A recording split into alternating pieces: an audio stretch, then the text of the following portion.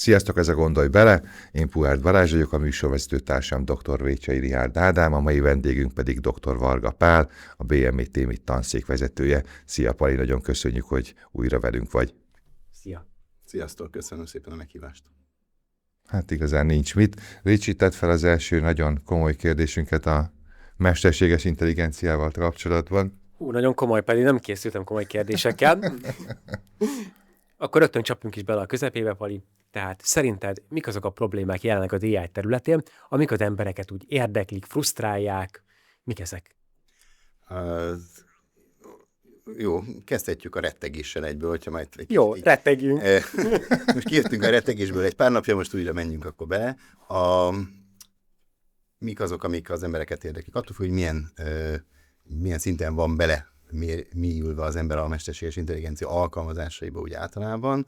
Akik egyáltalán nincsenek, és a hírekből hallják, ők hát a saját hitrendszerükön belül nem tudom, félnek, vagy gondolnak valamit, amit úgy általában szerintem a nagy közönség, aki próbálkozik a nagynyelvű modellekkel, ChatGPT-vel, Gemini-vel, Claude-dal és a társaikkal, ők leginkább azt kezdik észrevenni, hogy húha, itt nem is csak az, hogy mindenre választ kapok, hanem mindenre jó választ kapok, és sokkal jobbat, mint egy éve.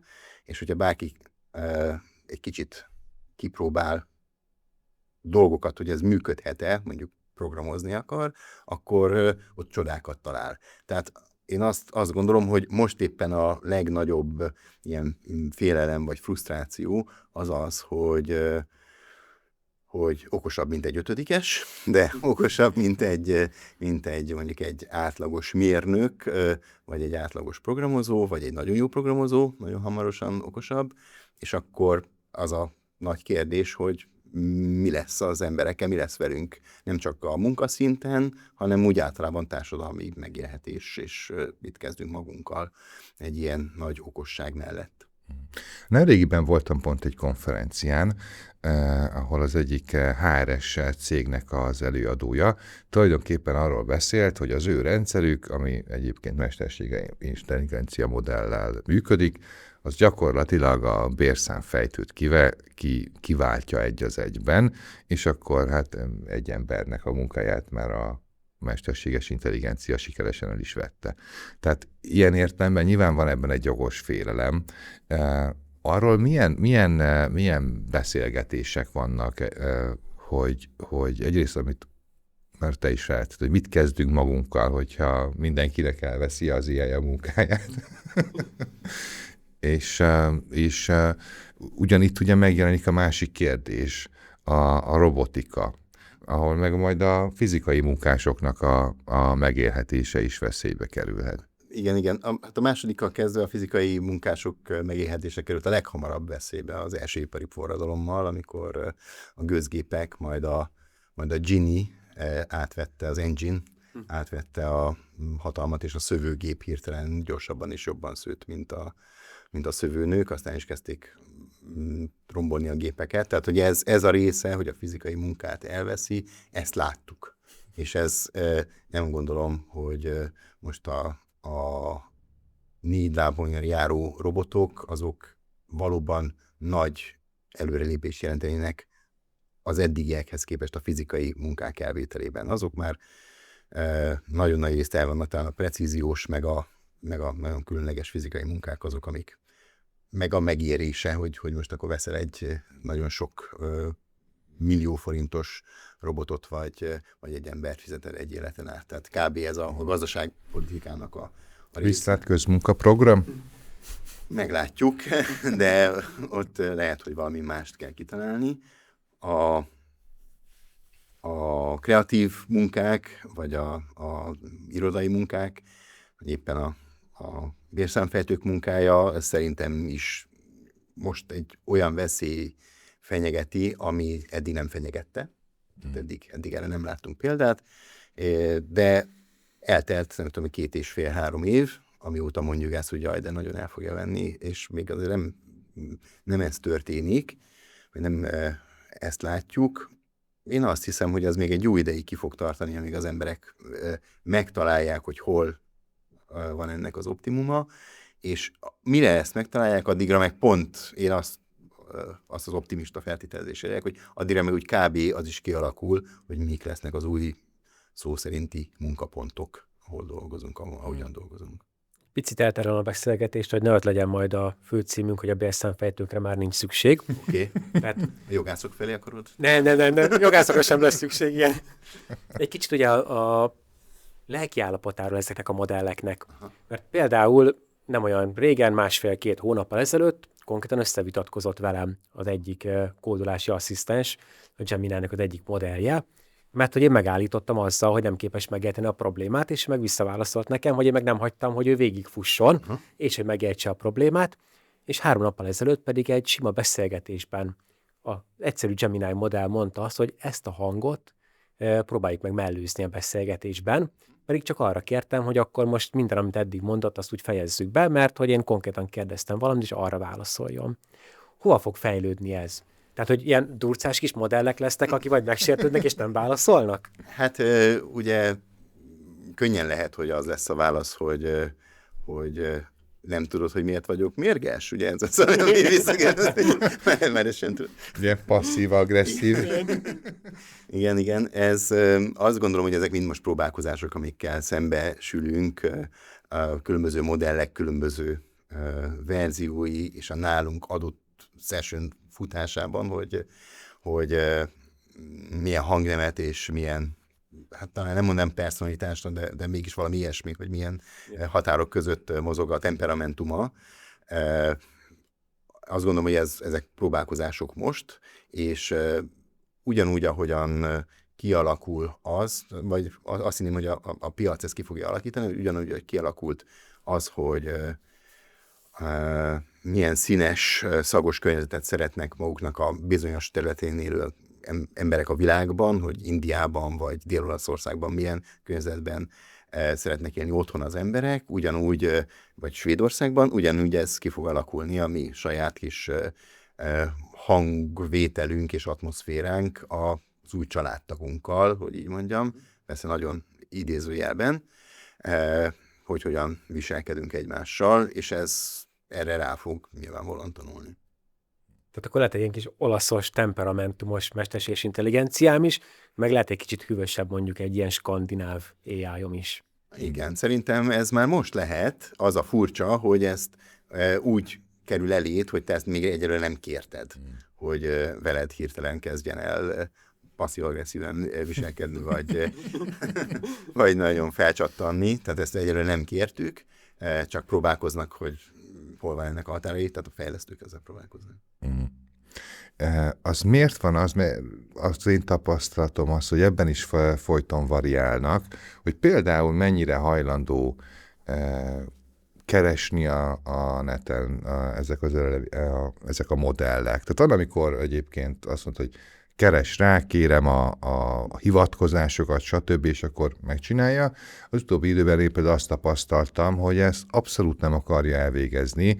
Lehet, hogy ez egy ilyen erőforrás spórolásról szól csupán biztos az egész, de ugyanakkor mégiscsak a használhatóságát nagyban korlátozza az ilyen modelleknek, hogyha tényleg visszaállnak egy olyan metódusra, ahol ő ottan a megadott, nem tudom, promptok alapján ő tényleg generál valami szöveget, de lehet, hogy egy teljes baromság lesz, mert ugye a tényleges keresés, hogy azt nem végzi el. Igen, meg azt is tapasztaljátok biztos ti is, hogy az ingyenes, vagy az olcsóbb előfizetésű modellek, azok néhány hónappal ezelőtt, ahogy mondod, nem csak a keresést, hanem nem tudom, milyen jó képeket csinálnak, most meg azt mondjuk, hát hibára futott, most nem csináltad meg a képet, na mi van. Ez szerintem egészen biztosan gazdasági oka van ennek, hogy így csinálj, próbálnak rávezetni, hogy vedd meg a erősebb erőforrásokkal rendelkező modellt, és akkor a széles autópályán arra mész, amerre akarsz, és olyan gyorsan, ahogyan akarsz. Ha meg nem, akkor hát szólj hozzá, hogy egy kicsit csökkentett szolgáltatást fogsz kapni, mindaddig, amíg a piac arra, azt gondolom, hogy a piac ezt tudja szabályozni, amíg nem jön egy újabb versenytárs, aki viszont ingyen adja, mint ahogy ezt láttuk az aktuálisan legújabb modellnél, hogy hirtelen ingyen ad valami olyat, ami a legmagasabb -1 szintjén van a nagyon fizetős modelleknek. Mit gondoltok azt, hogyan fogja befolyásolni egyébként ezeknek a modelleknek a használatát? Ugye, hogy most már jött ilyen hír, hogy első hirdetések azok megjelentek, ha jól emlékszem, az USA-ban. Ez egyfajta tévinformációhoz fog vezetni hosszú távon, vagy legalábbis nekem van egy ilyen félelmem. Tehát, hogyha megkérdezem, hogy a környéken, nem tudom, melyik a 5 legjobb étterem, és hát a legkevésbé jó volt hajlandó költeni és fizetni a ChatGPT-nek, akkor valószínűleg egy téves információra fogok ráfutni. Ez egészen biztosan így lesz egy időben. A Google kereső az 15 évvel ezelőtt sokkal jobb találatokat adott, mert nem volt elárasztva hirdetése, hanem tényleg a legjobbakat sikerült algoritmikusan kitalálnia, aztán ezt eltolta egy kicsit a hirdetési piac. Itt is lesz egy ilyen időszak biztosan. Valószínűleg meg, hát hogyha az ember terveztetni akar egy programot, tehát azt mondjuk, hogy szeretnék elutazni Írországba. Mit csinál ki Írországba? És akkor például valamelyik kocsma fogja szponzorálni a hirdetést, akkor látja az, hogy akkor menjek kocsmába. De hogyha például az, hogy valamelyik múzeum, akkor lehet például a múzeumba akar majd vinni. Ez valószínűleg már most a tanítási adatok alapján is ez történik, hiszen valamilyen klikkelési gyakoriság, meg az utóbbi 10 év termése az, hogy top 10 látványosság Írországban, hát az egy olyan előre gyártott reklám volt, amik ott vannak a mi történetünkben, a www-s történetünkben, és ebből tanul, és azt gondolja, hogy tényleg pont az a hely, az a leglátogatottabb, a legérdemesebb megnézni, mert annyira kevesen vannak, még most csak neked, hogy amikor odamész, akkor tényleg nem 200 méteres a sor, csak 150, és ebbe beállsz, mert az nagyon jó. És mennyire félelmetes az, hogy rengeteg adatból dolgoznak a modellek, viszont ezek csak nagynyelvi modellek. De hogyha hozzárakunk valamilyen olyan modellt, ami képes personalizálni minket, Igen. rengeteg adatpont van rólunk. Tehát, hogy van olyan alkalmazás, amivel ételt lehet rendelni, és azt is nézi, hogy amikor görgetjük, hova kattintunk a képernyőre, hogy hány másodpercig kattint, hogyan toljuk azt a képernyőt, akkor igazából sokkal jobban fog minket ismerni egy ilyen rendszer, mint mi valaha saját magunkat ki tudjuk ismerni, nem? De ez már most is van, azt hiszem, sőt, tehát az, hogy hol jársz az egérrel, tehát amikor még egérrel mozgattuk mindent bennem a telefonunkon, ez akkor is volt, hogy hol időzik az egér, meg akkor, amikor a kamerák bekerültek a gépekbe, és nem engedélyezted, nem tiltottad le azt, hogy az adott alkalmazás kövesse a szemedet, akkor a szemmozgásra is ráment. Tehát, hogy ezeket kezdjük el most optimalizálni és kihasználni egy újabb ilyen rétegben. Szerintem ilyen értelemben, amit most csinálunk, az egy változás, ez egy olyasfajta változás, mint ami a internet elterjedése körül volt, hogy hát nem tudjuk, hogy ez miért éri meg bárkinek, hogy csinálj egy honlapot, vagy bármit. Nagyon drágába kerül, nagyon drágák a részvények, nem tudjuk, hogy mi lesz ebből, de mégis most meg el sem tudjuk képzelni az életünket, a nagyon-nagyon túl civilizált életünket enélkül. Ez lesz szerintem a mesterséges intelligencia alkalmazásokkal, az adatpontjainkkal, a personalizált ránk tanulással. Viszont ki is tudják használni a gyengeségeinket, olyan gyengeségeket, amiket mi sem tudunk magunkról. Igen. És hát ezeket most is kihasználjuk. Ugye az egyik ilyen nagy kihasználás az, hogy buborékba záródunk. Igen. És mindig a paradicsomos tésztát fogjuk megrendelni, mert ott időzünk a legtöbbet. És gyakorlatilag, hogyha lesz 5 paradicsomos tészta, amiből tudunk választani, ugyanúgy azt fogjuk megrendelni. Igen, és meséljük a barátunknak, hogy képzeld el, annyira jó ez az új alkalmazás, most már 5 féle paradicsomos tésztát ajánl. Semmi más, de abból 5 félét. És mivel beszéltünk róla, ezért nála is azt fogja ajánlani, tehát előbb az egész világ paradicsomos tésztán fog élni. És hogyha kicsit olyan szempontból nézzük, hogy a amit mondtál, hogy jobban ismer minket a mesterséges intelligencia, mint mi magunk.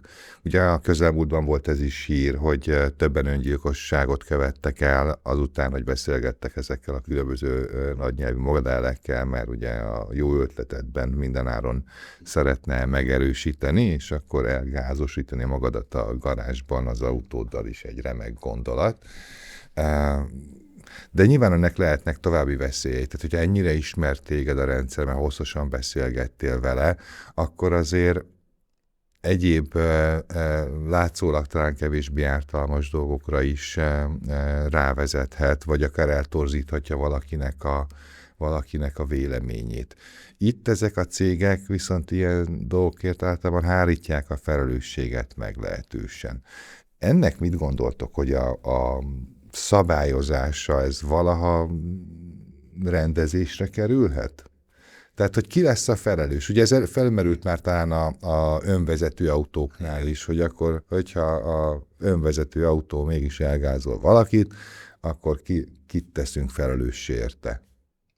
Hát ez egy nehéz dolog, mert ott ugye az önvezető autónál aláírsz valamit, hogy akkor te vagy mint sofőr, vagy mint tulajdonos, akkor ott van egy olyan átvételi pont, ahol átvetted a felelősséget.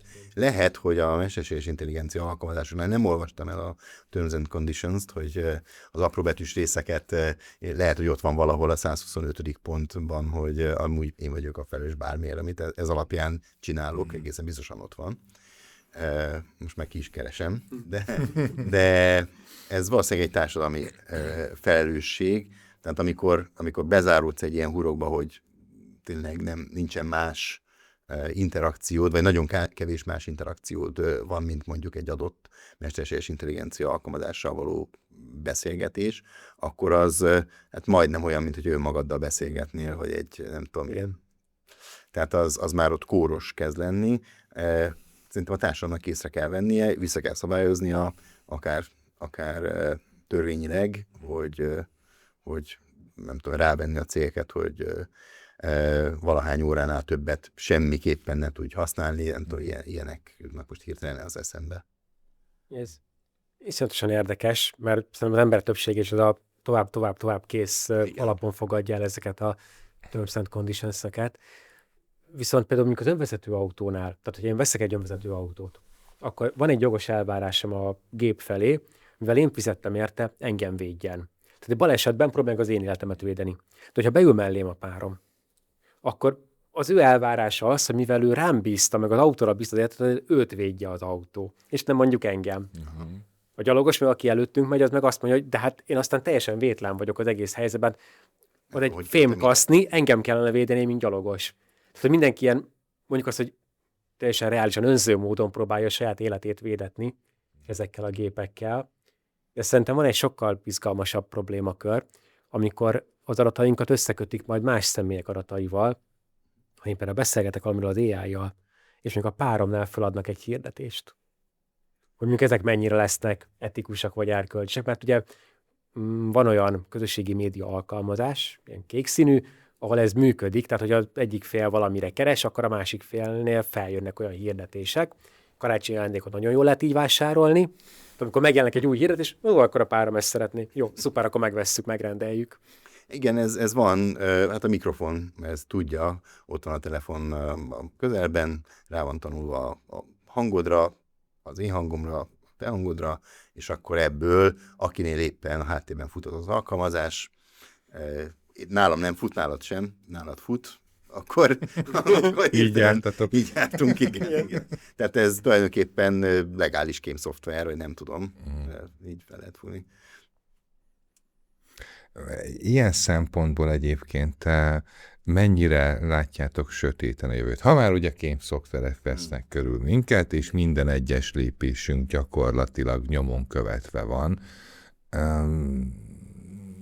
egy ilyen ugye Kínában talán már látszanak ennek azért a nagyon komoly hátulütői, ugye a szociális pontolással. Itt azért szerintem nagyon észnél kell lenni, hogy ne essünk egy hasonló csapdába, ha nem is kormányzati, de akár a vállalkozás vagy a vállalatoknak a részéről, akik abszolút visszaélhetnek ezekkel az információkkal. Hát külön én azt a stratégiát gondolom jónak, hogy ha nagyon-nagyon sok adat van, vagy túl sok adat van rólunk, akkor az akár védelem is lehet, tehát az már egy idő után zajjá válik, ha eléggé változatosak ezek az adatok, akkor nem tudjuk, hogy mi az igazság, de azért mégsem működhetünk őrült módon, hogy direkt minden más úton megyünk haza, hogy... Tudatosan más olyan dolgokról is rákeres, amik nem is érdekelnek. Igen, ez nem jó irányba vezet valószínűleg, de hogy ettől függetlenül is egy csomó zaj van ezekben az adatokban, és valóban, hogyha egy adott célra akarják használni, akkor arra a célra tudhatnak szűrni, de ezzel már elkéstünk, azt gondolom, hogy nagyon régóta.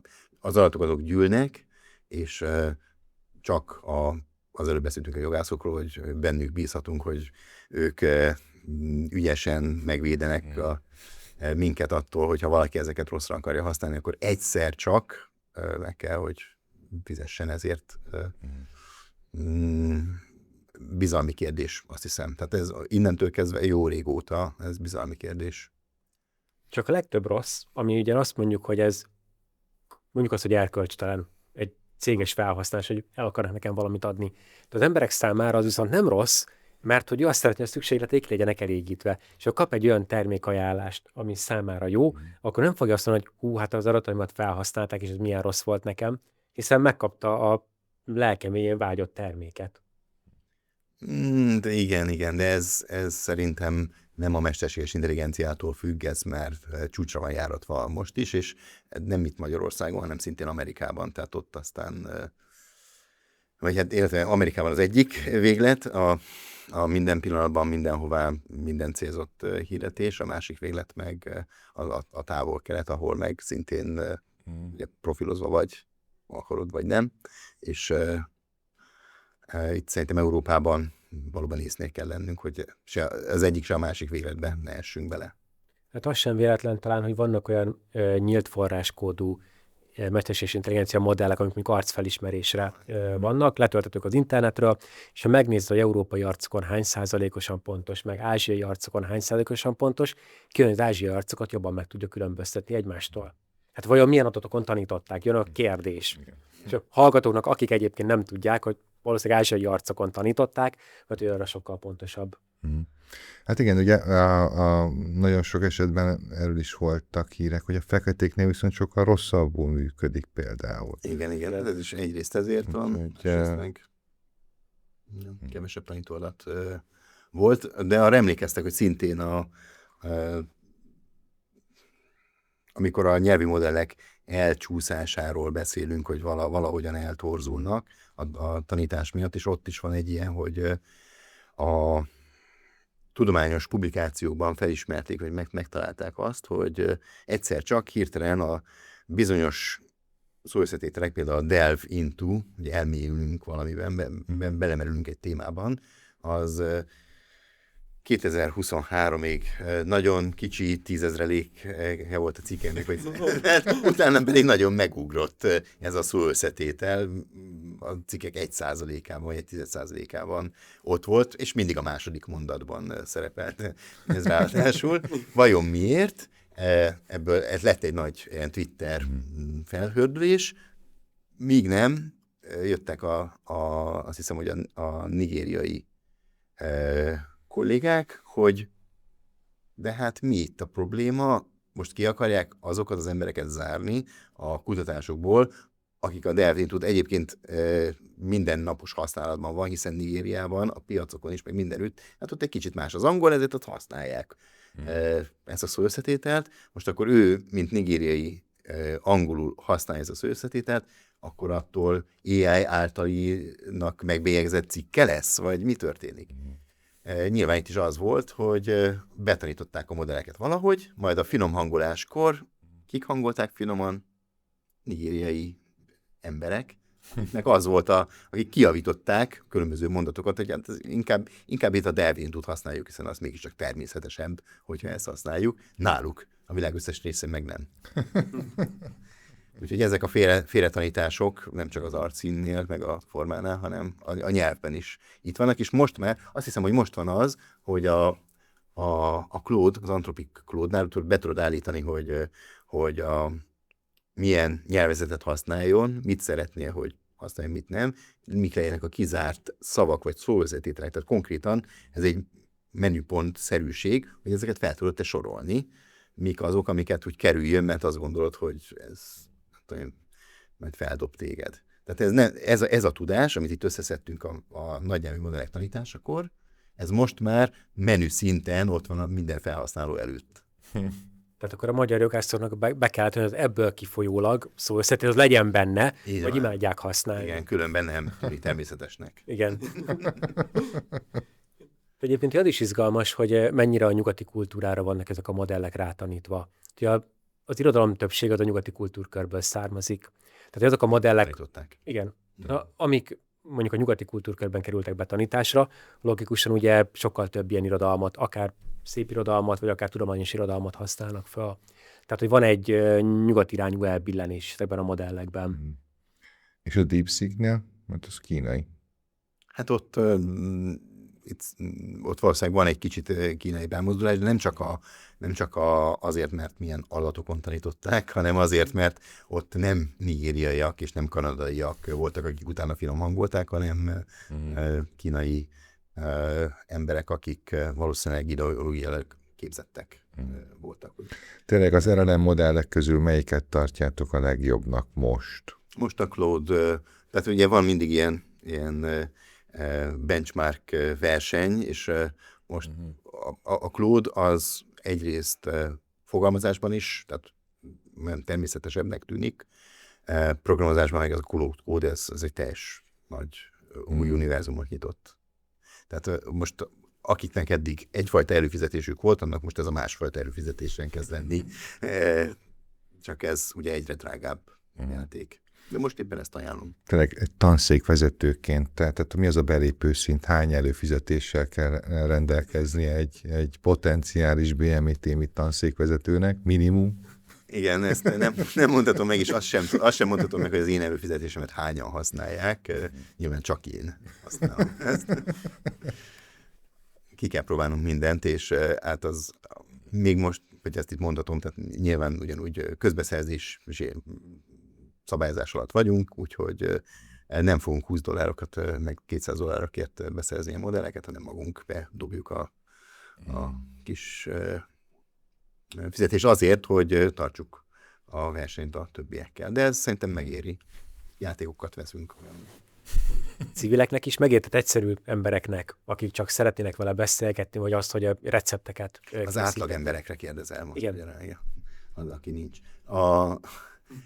Szerintem a receptért valószínűleg nem érdemes, tehát azt nem tudja kihasználni, de ez a $20 6-7-8 ezer forintosat, azt én azt gondolnám, hogy bárkinek nagy meglepetés, hogy mi mindent tud. Tehát ez ugye nem is tudom, egy TV előfizetéssel, TV plusz egy internet előfizetéssel arányos nagyjából ez a 6-7-8 ezer forint a családi csomaggal, és ezt is lehet úgy kezelni, mint egy ilyen családi csomag, úgyhogy, és le is lehet mondani, tehát én azért bátorítok mindenkit, hogy hát nem arra, hogy kapcsolják ki a tévét, mert pont most lett érdekes a tévé. Ezekben a hetekben nagyon érdekes dolgok van a tévében, de az, hogy próbáljunk ki egy ilyen modellt, most éppen tudom, az Anthropic Claude-ját, vagy a Gemini-re egy plusz előfizetést a Google-től, vagy tudom, mert érezni fogja a különbséget az ingyeneshez képest. És észreveszi, hogy miről beszélnek a többiek, hogy ez miért olyan jó. Tehát az egy olyan érdekes érzés lesz. És hogyha elhagyjuk a LLM modelleket, akkor most mik azok a egyéb AI-os hírek a nagyvilágból, amit talán mondjuk az átlag halandó még nem tud, viszont nagyon érdekes? Szerintem a legérdekesebb dolgok, amik ilyen látványosak is, azok a humanoid robotok, most éppen, hogy azok mi mindent tudnak csinálni, és megmondom őszintén, egy kicsit én is zavarban vagyok, hogy mi az, amit elhiggyek, vagy ne higgyek el, amikor feljön egy humanoid robotos hír, hogy az most egy AI generált, ezt is tudja a humanoid robot, vagy tényleg ez megtörténik, és utána kell nézni. De ezek általában tudják, hát most éppen nagyon tudnak táncolni a robotok, meg ilyeneket. Úgyhogy azt hiszem, hogy ott van most a nagy előretörés, hogyha a nagy amerikai kiállításokat nézünk, a CEST, vagy nagy sanghályi kiállításokat nézünk, akkor az utóbbi években, az elmúlt 3 évben ez ilyen exponenciálisan növekszik a standok száma, ahol nagyon használhatónak tűnő robotok vannak kitéve. Hogyha Pali most lefoglalta magának a jó zsaru szerepét, akkor én rám a rossz zsaru szerepe hárul. A robot zsaru? A robot, igen. Egy kicsit negatívabb felhanggal. Szerintem a deepfake megoldások azok, amik nagyon-nagyon terjedőben vannak, és olyan területeken is, ahol az ember nem is gondolná. Édesanyám szokott nekem például küldözgetni a mindenféle érdekes videókat, állatokról, süniről, minden, és AI-jal készített tartalom. Tehát az, hogy fognak egy sünit és megfürdetnek, ez nem egy igazi kis házi sünit fürdetnek meg, hanem valaki ezt AI-jal legyártja. És vannak jelek, amiből fel lehet tűnni, például amikor a kis fogkefével tehát a tüskeit megtisztítja, felemeli a fogkefét, és folyik belőle a víz. Mert egy AI hallucináció volt. Tehát, hogy vajon mi szükség lehet arra, hogy ilyen tartalmakat AI-jal készítsünk el? Hát ez clickbait cuki, szerintem cuki kisállat. A feleségem mondta nekem, én is mutattam neki ilyen videókat, hogy de nagyon cuki cica, és hogy oda bujik a kisbabához, és mondta, hát igen, ez a 2 dolog, hogy kisbaba meg cica, hát erre nagyon szeretik az emberek, nincs annyi kisbaba, és nincs annyi cica, aki szereti egymást, úgyhogy ezeket generálják, és ő azt mondta, hogy szerinte ez az összes, tehát ami elénk kerül, nem az, hogy a 99, hanem inkább a 100%-a, mostanában ez mind AI, amikor valamilyen állatok, valamilyen cuki módon gyerekekkel interakcióba kerülnek. Csak ez ugye a valósági érzékelésünket kérdőjelezi meg. Tehát, hogyha már annak sem tudunk hinni, amit látunk. Ugye voltak ilyen dolgok, hogy jó, akkor a nyomtatott sajtó megjelenése, hogy az ember előbb-utóbb elkezdett benne kételkedni, hogy mi vannak, hogyha az újságíró hazudik. Nagyon jók, ugye? Van ilyen? Hát szerintem nincs. Erről még. Ez a definíció ellen, ugye, hogy akkor nem újságíró. De volt a varázsdoboz, a televízió, meg a rádió is, és akkor így abban bíztunk, hogy ha már láttunk egy képet, hogy azért az csak megtörtént, csak a valóság. És most ugye akkor azt mondjuk, hogy jó a kép, az nem. Igen, a videó. És még nem fordult elő olyan az interneten, hogy téves információt láttunk volna róla egyébként, tehát az újságban dettó. Ugye Petőfi Sándor is mondta, hogy az interneten lévő dolgoknak lehet hinni. Igen, ez egy híres Petőfi vizet ez social hacking valóban, tehát hogy nem csak úgy deepfake, hogy valakinek az arca van ott, hanem úgy deepfake, hogy valaki, aki híres emberes deepfake, hanem a valóságot a végtelenségig emuláló, szimuláló. Ez valószínűleg ennek is egyszer csak tehát hogy úgy kell véget vetni, hogy azon nyilvánvalóan látható legyen mindenki számára, hogy ez így fék, különben elkezdjük simogatni a medvéket, holott van egy olyan szintén Petőfi Sándor idézet, hogy a medve nem játék, ugye? Tehát, hogy Mondtál egy nagyon érdekes dolgot, amelyen bele fogok kapaszkodni. A valóságot szimulálják. Igen. Ez egy szimuláció. Ez egy szimuláció. És akkor van egy ilyen elmélet, ami szerint ugye nem létezik a világ, csak szimulációban élünk. Ezekről ti mit gondoltok? Hát szerintem is. Tehát, hogy az én elméletem az, hogy itt a Matrixban élünk, tehát egy szimulációban élünk, ami egy szimulációban van az álomban, van a másik film, amikor álmodják. Ez nyilván az agy a vizes doboz, a zuborkás üvegben, igen, ott van egy agy, uborkás üvegben, valamilyen folyadékban, és tulajdonképpen csak kapja az elektromos impulzusokat. Igen. Lehet, hogy ezek vagyunk, nem tudjuk, mert nem érzékelünk ezen kívül, lehet, hogy minden érzékelés ilyen. És ez ugye azért veszélyes elmélet, mert akkor ugye bármit lehet csinálni, mert akkor nincsen következmények nélküli. Én azért és akkor tudjátok, mi ennek a gondolatnak az egyik vége az, hogy oké, tegyük fel, hogy sikerül bizonyítani, hogy most egy szimulációban élünk. Hogyan éreznéd magad, hogyha kiderülne most, hogy szimulációban élünk? Mit gondolnál? Hát egyrészt az, hogy van-e jelentősége, hogyha úgyse tudok rajta változtatni. És ilyen értelemben persze nincs. Én úgy tudom egyébként ennek az elméletnek az is egy része, hogyha egyszer jutnánk odáig, ugye, hogy tudunk szimulálni egy ilyen szimulált valóságot, akkor rögtön feltételezhetnénk, hogy mi magunk is igen. nem mi az voltunk az elsők, akik ezt sikeresen összehozták.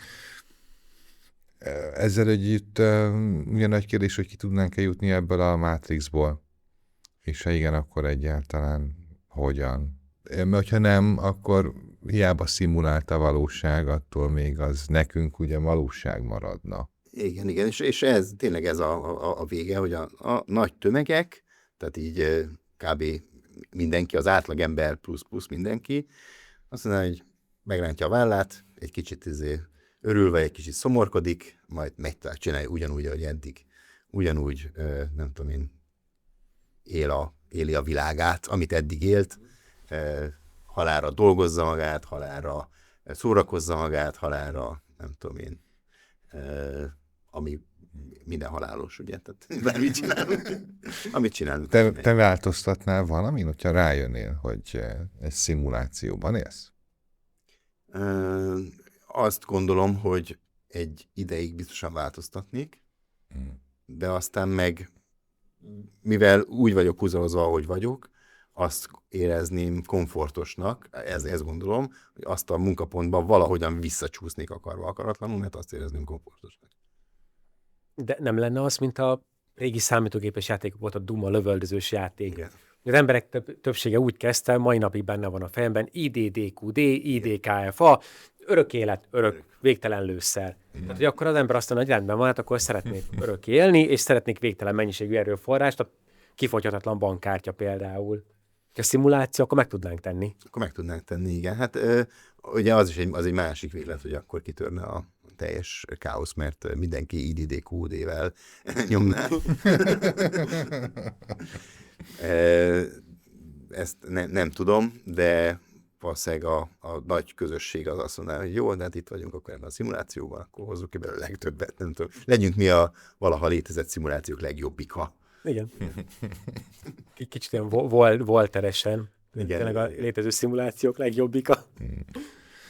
Hallottam ezt a remek mondást egyszer, hogy ilyen bizonyos értelemben már is androidok vagyunk, csak még nagyon lassú az adatátvitel, ugye a számítógépes rendszerek meg az agyunk között, igen. Tehát amilyen gyorsan tudsz, nem tudom, gépelni, meg pötyögni, azért az limitálja az információ átadást. Ilyen szempontból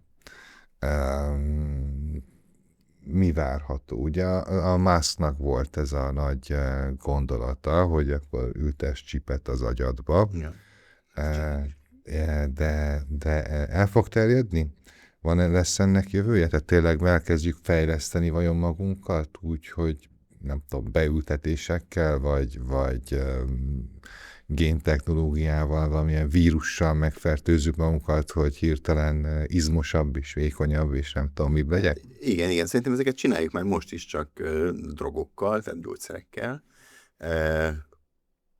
Ez az egyik, tehát hogy most nem vegyi anyagokkal fogjuk csinálni, hanem műszaki dolgokkal. Én azt hiszem, hogyha ez biztonságos lesz és hasznos, akkor veszik, mint a cukrot, ezt gondolnám, mert más, tehát még egyszer, ha biztonságos lesz és hasznos, akkor azt gondolhatjuk, hogy jobb életünk, vagy jobb dolgunk lehet ettől, hogy ilyenek vannak, de nem véletlenül nem terjedtem mondjuk a Google Glass, mert az mondjuk nem volt biztonságos, hogy itt mellette itt még megy egy külön film mindig, az nem annyira jó. És hogyha azt mondjuk az implantátumban ki tudjuk zárni, hogy itt mellesleg zavarja azt a külső biztonsági élményt, amit én érzek, és amit többieknek adok, hogyha ezt ki tudjuk zárni, hogy itt ilyen zavarokat okozzon, akkor egy csomó előnyét látom, hogy ilyenünk legyen, mondjuk. Annak ellenére úgy lettünk teremtve, hogy így vagyunk tökéletesek, ahogyan vagyunk, és ebből kell kihozni a legtöbbet. Tehát ki tudja, hogy nem az a legtöbb kihozása, hogy még teszünk implantátumokat, nem tudom. Nekem eszembe jutott egy poén, de lehet, hogy ez egy troll hadsereget szabadítunk magunkra, hogy hát gyakorlatilag már ugye nem vagyunk becsippelve. Tehát a rolltások által. Ez egy másik irány, szerintem nem vagyunk becsippelve, de ezt mondjuk le is tudjuk ellenőrizni, nem úgy, mint azt, hogy benne vagyunk-e a szimulációban, tehát az egy oldalirány. Pont most volt, hogy újra bizonyítást nyert, hogy gömbölyű a Föld. Ugye az Artemis 2-vel megint sikerült bizonyítanunk. Hogy... Ami nem teljesen igaz, mert ugye láttam egy felvételt róla, hogy itt a bizonyíték, és ugye lapos volt rajta a Föld. Ja. Hoppá. Az egész 2 dimenzióban volt, tehát hogy semmi domborúság nem volt. Csak gyorsan... A metavalóság. Ilyen egy kis kiszólás mindenkinek, hogy egyébként igen, a Föld az gömbölyű, tehát hogy nem lapos. Kedves hallgatóink. Igen. Ez egy szolgálati közlemény volt, megerősítve. Igen, ez ugye egy izgalmas kérdés, amik fel tudnánk-e fejleszteni a saját gondolkodásunkat mondjuk csipek által, meg hogy lenne rá szükség.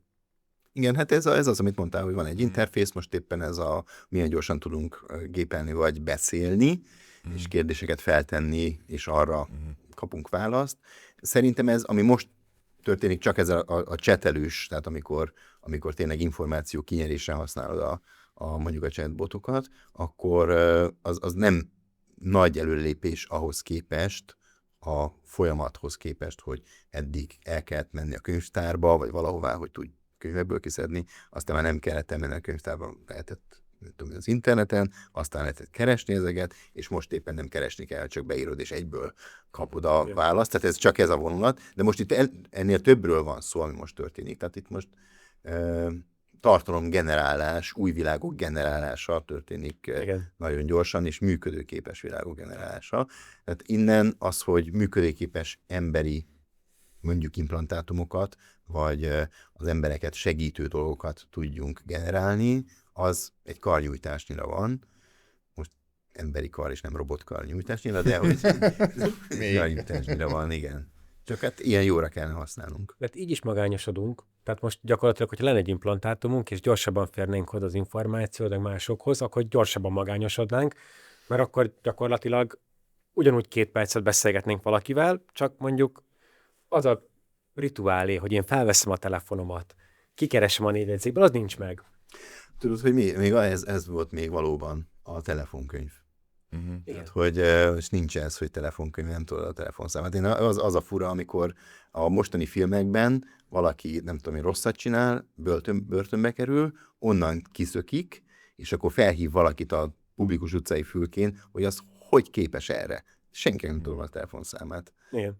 Tehát, hogy, és nem is tudom kikeresni sehol, tehát akkor tudom valakinek a telefonszámát, hogyha ő megosztotta velem. Ez nemrég alakult át, hogy nem tudhatom mindenkinek a telefonszámát, csak hogyha valaki megosztja.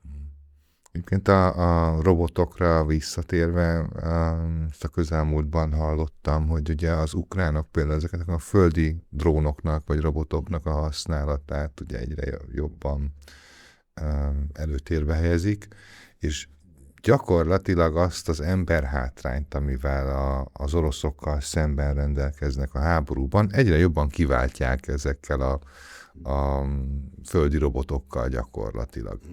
És ezek nyilván ezek ilyen robotkutyák egy gépágyúval a hátukon, de hogy szerintem nem gondoltuk volna egy 4 évvel ezelőtt, hogy 2026 elején mondjuk idáig eljutunk, hogy a közvetlen szomszédunkban ezek a drónok ilyen szintű változást hoznak. És ugyanez látszik most a iráni-amerikai konfliktus esetén is, hogy az irániaknak rendelkeznek, ugye nem tudom, rengeteg számú viszonylag olcsón legyártó drónnal, amit az USA pufogtat elképesztően drága rakétákkal, és előbb-utóbb ugye bajba vannak, hogy hát ez nem igazán gazdaságos. Tehát ilyen értelemben is nagyon megváltozott a dolog, és ezek még ugye viszonylag egyszerű, meg rendszerek, ha úgy vesszük.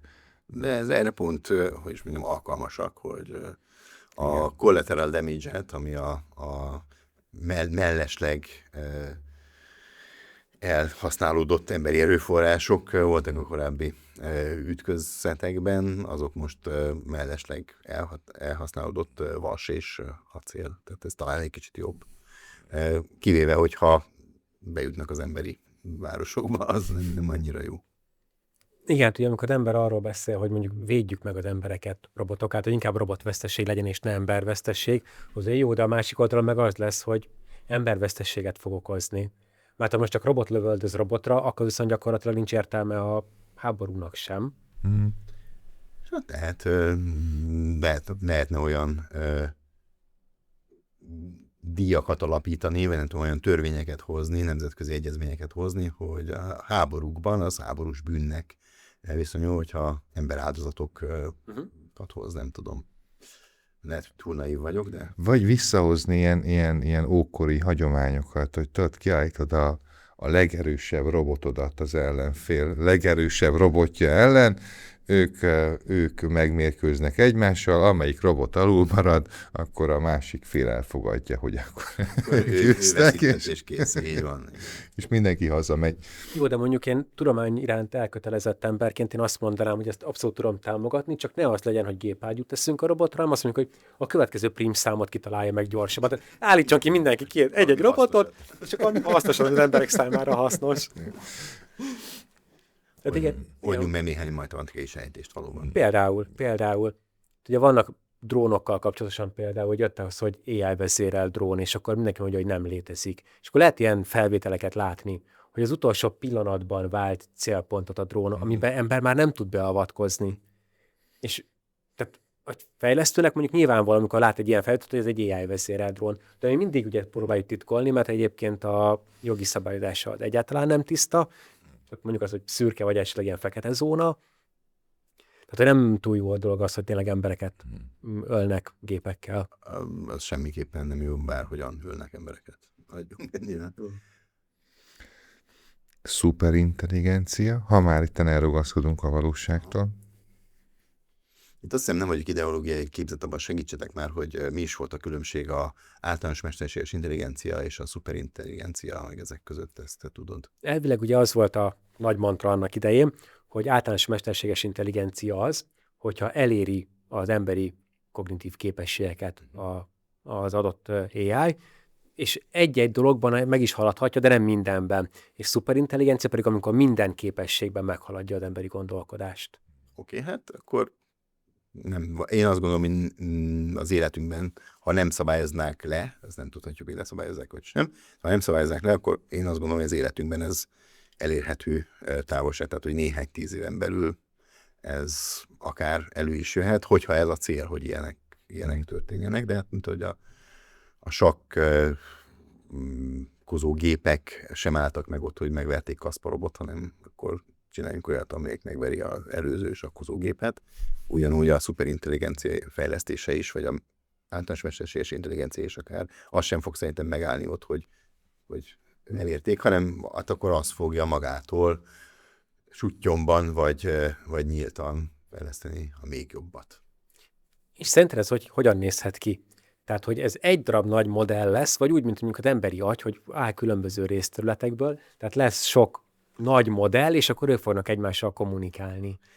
Igen, én azt hiszem, hogy ez ilyen brute force módon fog megvalósulni, tehát nem valami csodálatos architektúra segítségével, hanem még több vas, még több üveg, még több meglévő számítási kapacitás, és ez a kritikus tömeg fogja. Én azt gondolom, hogy az nagyon közel vihet ehhez, ha nem tud átjutni esetleg, akkor csak nagyon közel vihet ehhez. És aztán, hogyha elérünk egy olyan pontot, amikor nem tudunk tovább fejlődni, tudjátok akkor mi van, amikor van egy rendszer, ami optimalizálunk, még több erőforrást hajtunk, még több erőforrást teszünk bele, de maga a rendszer nem lesz jobb, sőt esetleg rosszabb lesz, pedig még több erőforrást tettünk bele, akkor tudjátok, mit kell csinálni? Egy mérnöki. Mit? Rendszerváltás. Tehát akkor új alapokra kell helyezni a rendszert, újra kell tervezni, és egy jobb architektúrát kell kialakítani, hogy magasabb szintre tudjuk vinni. És hát ezt nem tudom, hogy a kérdésedre válaszolva, hogy a mostani modellek és architektúrák azok el tudnak-e idáig vinni. Most éppen azt hiszem, az a közmegegyezés, hogy nem tudnak idáig elvinni. De ez csak egy közmegegyezés, nem tudományos tény. És ezért érdemes olyan architektúrában gondolkodni, és olyanokat kitalálni, ami több modell együttműködésével akár ki tud hozni egy ilyet. Ugye már a mostani modellek is úgy működnek, amikor valaki mondjuk egy ChatGPT-től valamit megnyit, hogy vannak háttérmodellek, meg kisebb modellek, tehát hogy ő leosztja a feladatot, meg a problémát kisebbeknek, tehát hogy ilyen kis mini agyként működik, mondjuk, a csigáknak vagy a ilyen férgeknek van agydúca, azt hiszem, tehát hogy akkor talán az ő szintjükön tudott elműködni, hogy igen, jön egy inger, és akkor így szétdobálgatja, de hát ugye még nem érte el azt a szintet, hogyha megtanítok egy AI-t pókerezni, az nem fog tudni mondjuk römizni, megtanulni. Mert hogy egyszerűen más bemenő adatokra van szükség, más a kimeneti tartomány, vagy aki mondjuk tud autót vezetni, tehát is autóvezetés, ez mi kell? Gyorsítás, lassítás, jobbra kanyarodok, balra kanyarodok, tolatok. Tehát, hogy igazából Európában még használni kell a sebességváltót is. Igen. Hát, hogyha nem automata, igen, meg irányjelzőt is praktikus. Bár van olyan autón, de nincs benne gyárilag, tehát olyan márkák. Egyébként, ha már agy, akkor hogyha szeretnéd majd a jövőben egyszer a öntudatodat feltölteni az internetre, akkor mekkora szerverre lenne szükségünk ahhoz, hogy megfelelő kapacitással tudjon működni? Hát azt hiszem, hogy maga a adat mennyiség, azt már bőven régen elértük, tehát hogy az a néhány 10 terabyte körül információ, tehát hogy már úgy tudunk ilyeneket tárolni, nem ez a gond, hanem a struktúra, meg az gyors elérés, meg a struktúrált elérés. Tehát inkább ez az, ami a nehézség. Én nem tudom, hogy akarnám-e, hogy ilyet csináljanak velem, vagy én magam csináljak magammal, de biztosan látunk majd ilyenekre is példát. Ilyen mester, tehát hogy abban az értelemben mesterséges intelligencia, hogy megjelennek olyan tudatnak tűnő dolgok, amik ilyen avatarok, vagy nem tudom én, tudatos botnak tűnő dolgok, amik tényleg, mint hogyha itt ülne még egy, vagy kettő, vagy három, vagy öt valami, és minden olyan dologra tudna reagálni, amire mi is tudunk. Meg itt az is kérdés, hogy tud-e majd tanulni. Mert most képzeld el, hogy téged mondjuk feltöltenek, és akkor lehet, hogy 300 év múlva mondjuk ugyanúgy tudsz tanulni, akkor ugyanúgy tudsz előadást tartani a BMN. Igen. Azt nem tudom, hogy akarok-e, de milyen újdonságot tudják. Erről beszéltünk ugye, hogy nem változtatnék a viselkedésem, és továbbra is tartom az előadást a BMN-ben, mert ez van, nekem ez jutott. De hát az kérdés, hogy az újonnan létrehozott idézőjeles tudatok, vagy a saját tudatomat, azt hogyan akarnám. Lehet, hogy ez inkább divat kérdés lehet, mint tehát az, akarunk-e ilyet egyáltalán. Tehát létezik már mondjuk azt, hogy ennek a mímelése, mert vannak olyan kínai szolgáltatók, akik ilyen $10 környékén árulnak ilyen szolgáltatást, hogy valakinek mondjuk az elhunyt szerettétől, hogyha vannak nyelvi csomagok, tehát mondjuk e-mailek, ilyen közösségi e-mail beszélgetések, feltöltik, és akkor a fényképét is feltöltik, és akkor ott létrehoznak egy virtuális avatárt. Ugye már létezik egy hasonló. És ez ilyen $10 nagyságrendél. Egy $10 nagyságrendél már elérhető. Hát ugye az, hogy az adattal később mi lesz, az ki tudja, tehát hogy mire fogják még egyébként felhasználni. Ugye a gyász folyamatot is ellehetetleníti, hiszen ugye az ember nem tudja elengedni, de cserébe tud gyártani olyan fényképet, hogy az én születésnapomon ismét ott van a családom körülötte, meg mindenki. Megint az elidegenedés dolog. Hát erre azt hiszem, hogy ha például minden munkát elvégeznek majd a robotok, meg a mesterséges intelligencia, akkor az egy jó dolog lehet, hogyha sikerül arra fordítani a társadalmat, hogy az elidegenedés helyett akkor beszélgessünk, jöjjünk össze, menjünk együtt, nem tudom, sportolni, csináljunk együtt keresztrejtvény, megfejtő versenyeket, meg ilyeneket, amiket egyébként tehát miért csinálnánk? Mert a keresztrejtvényeket meg tudja fejteni a mesterséges intelligencia helyettünk is, de mégiscsak egy érdekes agytorna. Viszont nem tudja bekattintani, hogy nem vagyok robot. Azt nem tudja? Nem. De kár. Ez a legbiztosabb mód. Igen. De a kérdés, hogy amikor én nem tudom bekattintani, nem vagyok robot, mert nem tudom eldönteni, hogy melyik négyzetre kell pontosan rákattintani. Amikor a busz tetejéből kilátszik 2 mm, az még busz el. És bekattintom, és akkor nem mentem át a teszten. De ezt tudod, hogy nem te mész át a teszten ilyenkor, az ugye tudod? Tehát az algoritmus megy át a teszten, ami... Igen. Ez megy át a teszten, plusz az újabb tanítás, tehát újra tanítás eddig nem látott adatokkal. Igen. És azt ki tudja, hogy hol tudja használni. Egy jó példa erre, hogy mi van ide, ez egy régebbi dolog volt, amikor a kapcsa tesztek voltak, hogy ilyen furcsán voltak a dolgok, és akkor volt az, hogy feldobott neked egy ilyen kapcsatesztet, amik betűk vannak, és be kell írni, hogy mi az. Igen. De azt igazából nem te kaptad meg először, hanem azt valaki már megkapta, mondjuk egy felnőtt tartalmat rejtő oldalon, ezt ott nem lehetett belépni, ezért kidobták neked, hogy te fejtsd meg, add oda, és akkor be tud lépni a bot abba az oldalba. Ő akkor még nem tudta elolvasni. Úgyhogy ezek szerintem most is vannak, másra használjuk, azt hiszük, hogy mi vagyunk tesztelve, de nem mi vagyunk tesztelve, mi csak leellenőrizzük, hogy tényleg azt látjuk. Igen, csak rossz, amikor kijön eredményként az, hogy egyébként akkor még egyszer kell újra, mert nem mentünk át rajta, tehát hogy a 80. tűzcsapot nem tudtam bejelölni, mert nem tűnt fel a képen, hogy ott a háttérben a bicikli mögött van egy tűzcsap. Az mekkora probléma, hogyha ezek a modellek megtanulnak hazudni? Erről is lehet hallani, hogy tulajdonképpen képesek rá, és akár miközben valószínűleg tudják azt, hogy nem mondanak igazat.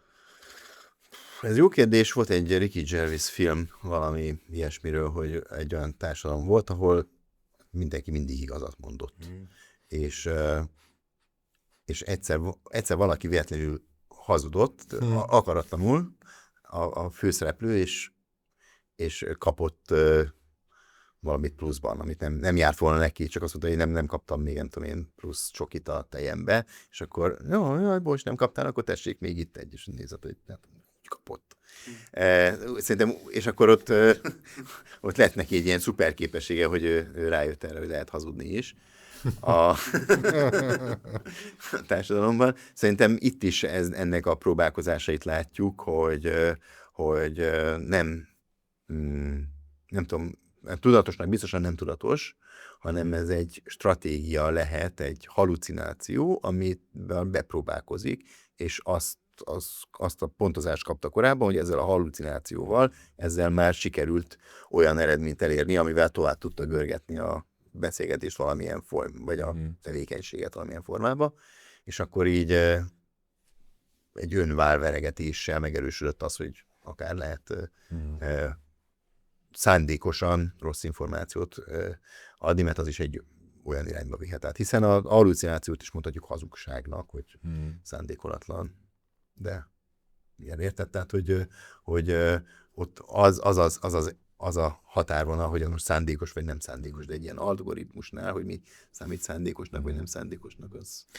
Hát igen, mondjuk, amit hoztál példát, Ricsi, az például nem ilyesmi? Amikor ugye mondtad, hogy készítsen valamilyen kódot, igen. Szóltál neki, hogy bocs, de ez így nem lesz jó, és hibáztál, és akkor nem azt mondja, hogy bocsi, igen. Hanem azt mondja, hogy de hát nem hagytad, hogy végigfusson. De hát hiába fut végig, hogyha már az elején el van szúrva, akkor hiába fut végig utána az egész. Így van. És akkor ez hazugság, vagy hallucináció?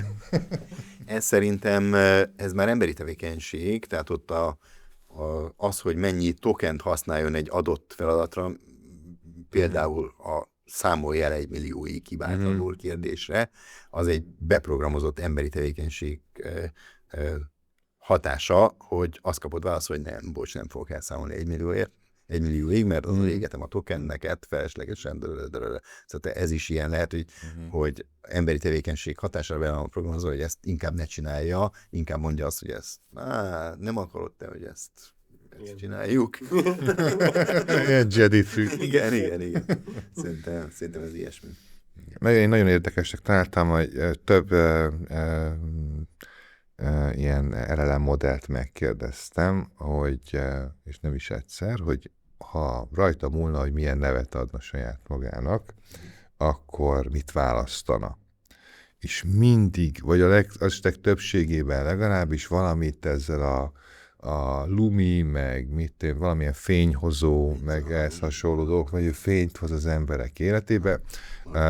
Igen, és nagyon vicces, mondja a Lucifer egyébként a fényhozó, tehát amikor itt egyesek mondják, hogy hát az AI maga a sátán, akkor tulajdonképpen ezt ő maga is beismerte egyébként. Így szeretném. Hát ez valószínűleg valami magasztosság dolog, de ez is azt gondolom, hogy már Gádrélek közé van, tehát nem fogja azt. Válaszoltál már neked azt, hogy ő mindenképpen a Kende vagy a Botond nevet szereti magának, tehát nem válaszoltam, mivel nem lett ilyet tanítatva, pedig ezek szép tulajdonsággal rendelkező, vagy szép tartalommal megtöltött magyar nevek. Pedig mondjuk John Doe-nak hívhatná magát, hiszen hogyha azt nézzük meg, hogy mi fordul elő leggyakrabban a nevek között, ugye a John Doe az általános, az amerikai ugye alany, amikor valakit nem tudnak azonosítani, akkor az fordul elő legtöbbször. Igen, de hát Kovács János sem arra akarhat lenni feltétlenül. Vicces, hogy mit szeretné, hogy hívják Kovácsikat? Igen. Hát nevekkel vannak ilyen halucinációi.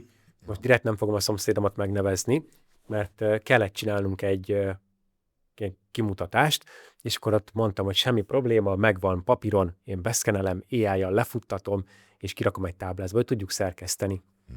A világ legegyszerűbb feladata. Be lett szkenelve a dokumentum, át lett rakva, nagynyelvi modell meg lett kérve arra, hogy akkor ezt szép táblázatban csináld meg. És az egyik szomszédomnak a nevét, aki férfi, következetesen női keresztnévvel illette, és akárhányszor lett újra promptolva, mindig az volt. Tehát valószínűleg a betanított adatokban ahhoz a vezetéknévhez a másik keresztnév párosult többször. Legtöbbször, igen. Behalucinálta.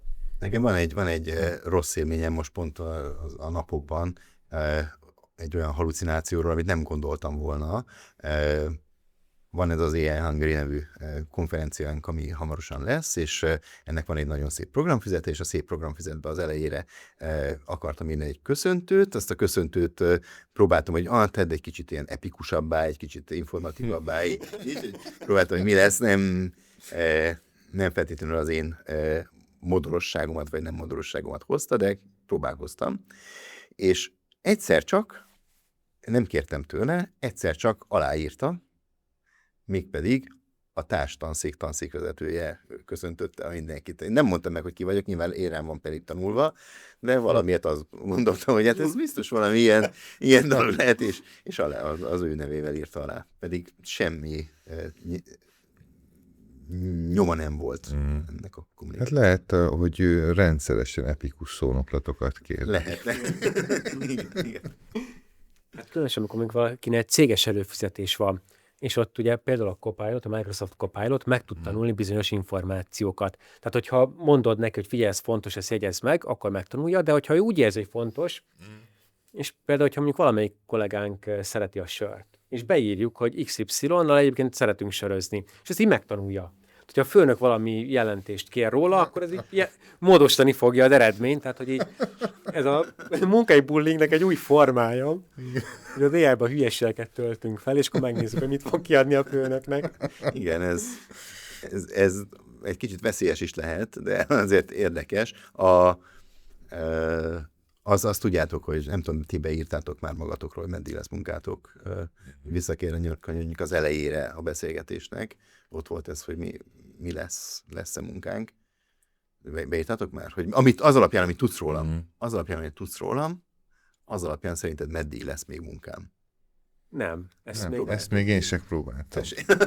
Egyben mindenki. Most gyorsan, akkor itt a műsor alatt gyorsan beírjuk neki. Addig én el tudom mondani az enyémet, amit ti ezt próbálkoztok. Nekem azt válaszolta, én ugye azt kérdeztem, hogy a következő 2 évben lesz, ott megnyugtatott, hogy 2 évig még szerinte lesz, mert annyira változatos területeken mozgok, hogy valamelyiken biztos meg fogok élni. Nézzük, hogy ki mivel próbálkozik. Hát ő azt mondta nekem, hogy őszinte leszek veled, bár szívesen belelátnék a jövőben, nem rendelkezem kristálygömb funkcióval, és ő azt mondja, hogy nem lát rá a privát adataimra. Tehát, hogy behalucinálja, pedig rálát, egészen biztos. És akkor eltérítette azzal a választ, hogy megkérdezte, hogy milyen területen dolgozom, próbálj meg információkat adni magadról. Hogy azon, ami alapja, amit ő tud rólam. Érdekes. Aha. Igen, te nekem is hasonlót írt, hogy erre nem lehet értelmes, valós előrejelzést adni. Aha, jó. Nekem akkor ez lehet, hogy ez is változott már, mert túl sokaknak mondtam el ezt, hogy próbálják ki. Kb. 2 hete nekem még ezt a választ adtam. De nekem sokkal gorobbában válaszolt. Aha, hát igen, mert már vissza, ők már túl vannak egy veszekedésen. Szakítani fogok. Nekem ugye a Gemini volt, akit most megkérdeztem. Ja. Tehát lehet, hogy ebben is van különbség, hogy melyik modell mit tud. Aha, tudjátok, van ez, hogy mondd csak Siri, milyen idő lesz holnap. Siri? Ki az a Siri? Jaj, bocs, Alexa. Bocs, Alexa. Igen. Úgyhogy ilyen világ elé nézünk lehet. Igen, egy érdekes jövőkép lesz, amikor ugye majd az AI fogja alakítani a társas kapcsolatokat is. Tehát, hogyha most ugye a Siri Alexa kapcsán előjött, tehát most nekem, vagy bárkinek lesz egy párkapcsolati problémája, baráti problémája, munkahelyi problémája, és beírja az AI-ba, és azokat a tanácsokat fogja követni. Tehát gyakorlatilag a probléma megoldás, a konfliktuskezelés is sokkal egysíkúbbá fog válni. Ez simán lehet már most a fiataloknál, akik nem voltak rákényszerítve, vagy enélkül oldjanak meg problémákat, hogy hát miért kérdezhetné meg, és akkor ahelyett, hogy a barátnőjükkel, vagy a barátjukkal az ő tapasztalatai, jó vagy rossz tapasztalati alapján ő is kipróbál valamilyen stratégiát, hogy most mit csináljon. Igen, ez lehet. Csak hát ugye a szántsegéd funkció szűnik meg, mert igen, vezetőszékbe átül, igen. Igen, én ugye emlékszem arra, de amikor így baráti beszélgetéseken, ugye az ember egy csomó mindent megtudott, tehát hogy azt mondta, hogy hát hogyha ő elkövette ezt a hibát, akkor én már nem fogom elkövetni, vagy az, hogy önmagában segít nekem valaki, hogy én megoldjam azt a konfliktusomat. De ugye az AI az csak persze ott van virtuálisan, meg mondja az ötleteit, hogy gyakorlatilag nem fog minket előrébb vinni, meg hát hogyha egy véleménybuborékba vagyunk bezárva, akkor gyakorlatilag a saját hülyeségemmel támogatom meg saját magamat. Plusz aláírtad a 125. apróbetűs részben, hogy felelősséget nem vállal. Így van. De a barátoddal azért ő mégsem fog neked. Ha igazán jó barátod, akkor igen, megmondja a tutit. Igen. Igen. Szerintem lassan elérkeztünk a műsoridőnknek a végére. Ricsi, egy utolsó kérdés még, amit még nem bízsz magadban tartani. Ez egy nagyon jó kérdés. Hogy van-e kérdésem? Egyébként van, mindig van. Mindig van. Egy ilyen kis jövőbelátás kristálygömb, hogy már az AI nem akart kristálygömböt készíteni, akkor szerinted mik lesznek azok a problémák, amiket az emberek most itt meg fognak tapasztalni az AI kapcsán? Tehát, hogy inkább a deepfake irányba egy ilyen negatívabb, inkább egy ilyen kis optimistább irányvonalat fognak az emberek követni, tehát merre fogunk elmozdulni? Én azt hiszem, hogy lesznek nagy pofonok, akarva akaratlanul kinél, és attól fog függeni az emberek válasza, kisebb közösségek és nagyobb közösségek válasza, hogy ez mennyire lesz katasztrofális hatású az ami nem tudom, történik, hogy és ez mennyire lesz visszavonhatatlan, tehát milyen nagy hibázások fognak történni. Egészen biztosan fognak sajnos hibázások történni, az, hogy reméljük, hogy nem emberéletet követelő, vagy emberi sérülést okozó hibázások, de vissza fogjuk szabályozni ezek miatt magunkat, és a mesterséges intelligencia használatot, de közben a hurrá optimizmust én azt hiszem, hogy szerencsére nem látom a mindenkinél, hanem az emberek élik a saját életüket ebben a szimulációban, ugye, amiben élünk, megbeszéltük, és hát mindenki a maga tempójában akar a maga dolgait bevonni a mesterséges intelligencia segítségével, kik lassabban, kik fear of missing out, a kimaradás érzésétől ereszkedve. Úgyhogy én ilyen értelemben optimista és humanista vagyok, bízom az emberiség közös bölcsességével, hogy ezt valahogyan ügyesen a fékek és ellensúlyok megfelelő használatával szabályozni. Szerintem remek végszó volt, köszönjük szépen. Köszönjük. Én is köszönöm szépen a beszélgetést, és hogy meghívtatok újra. Köszönjük. A hallgatóknak pedig köszönjük a figyelmet, és találkozunk legközelebb is. Sziasztok! Sziasztok!